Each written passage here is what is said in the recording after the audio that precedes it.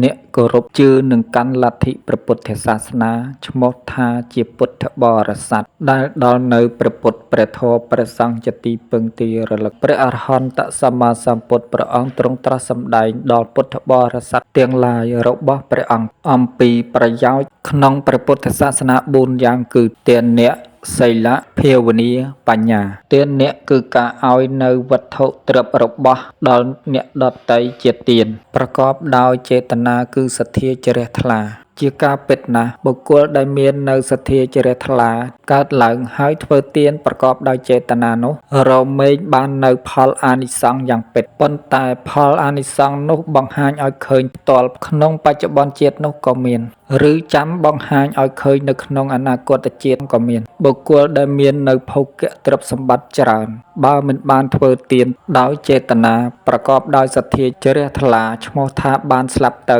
ដោយឥតអំពើគឺគ្មានប្រយោជន៍ព្រោះថាមិនបានយកនៅភោគៈទ្រព្យសម្បត្តិរបស់ខ្លួននោះទៅជាមួយក្នុងការស្លាប់នោះផងហើយសូម្បីតែកុសលផលបុណ្យដែលកើតអំពីការធ្វើទានដោយចិត្តជ្រះថ្លានោះក៏ពុំមានដែរគតិកម្មរបស់បុគ្គលនោះរមែងធ្លាក់ទៅកាន់អបាយភូមិ4គឺនរកប្រែតតិរិឆានអសូរកាយព្រោះចិត្តជាអកុសលលោភៈមូលចិត្តប្រកបដោយមច្ឆរិយៈគឺសេចក្តីកំណាញ់ដោយយ៉ាងស្វិតស្វាញបំផុតសីលੰគឺការរក្សានៅសិលដែលជាសិក្ខាបទមិនប្រព្រឹត្តធ្វើនៅអំពើបាបទាំងឡាយទាំងពួងគឺមិនសម្លាប់ជីវិតរបស់សត្វបុគ្គលដទៃមិនឆោបោកប្រាស់បញ្ឆោតកេងប្រវ័ញ្ចនិងលួចនៅទ្រព្យសម្បត្តិរបស់អ្នកដទៃមិនប្រព្រឹត្តខុសក្នុងកាមគឺមិនចាប់ចម្រិតឬរំលោភលើស្ត្រីភេទនិងមិនលបួងលួងលោមលួចយកនៅប្តីប្រពន្ធឬកូនចៅរបស់អ្នកដទៃមិនភូតភរកុហកបោកប្រាស់ធ្វើឲ្យអ្នកដទៃវិនាសហិនហោចឬវិនាសអន្តរាយមិនសេពនៅគ្រឿងសវឹងឬប្រព្រឹត្តនៅគ្រឿងញៀនផ្សេងដែលធ្វើឲ្យឆ្កួតវង្វេងនិងបាត់បង់ស្មារតីដែលជាហេតុនាំឲ្យធ្លាក់ចូលក្នុងផ្លូវនៃការប្រព្រឹត្តនៅអកុសលធម៌ការចម្រើននៅភាវនាគឺការធ្វើចិត្តឲ្យតាំងនៅក្នុងផ្លូវនៃកុសលធម៌ទាំងឡាយទាំងពួងប្រកបដោយចិត្តមូលនៅក្នុងអារម្មណ៍នៃកុសលធម៌គឺទានសិលសមាធិបញ្ញា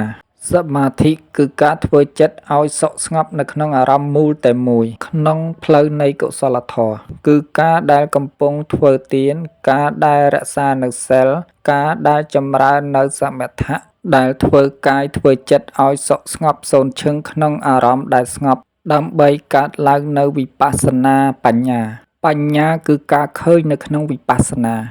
បញ្ញាវិបស្សនាគឺការឃើញនៅក្នុងផ្លូវនៃការចម្រើននៅសតិប្បដ្ឋាន4គឺការឃើញនឹងការដឹងនៅកាយវេទនាចិត្ត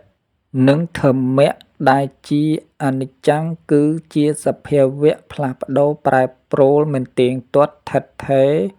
ទុក្ខំគឺជាសេចក្តីទុក្ខគ្រប់ជំពូក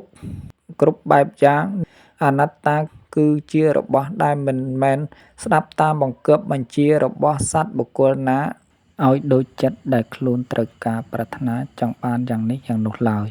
បញ្ញាវិបស្សនាឃើញនៅសេចក្តីទុក្ខឃើញនៅហេតុដែលនាំឲ្យកើតនៅសេចក្តីទុក្ខឃើញនៅផ្លូវបប្រតិបត្តិដើម្បីរំលត់បង់នៅសេចក្តីទុក្ខឃើញនៅធម៌រំលត់នៅសេចក្តីទុក្ខបញ្ញាវិបស្សនាឃើញនៅព្រះនិព្វានដែលមិនមាននៅឧបាទានខណ្ឌទាំងឡាយ5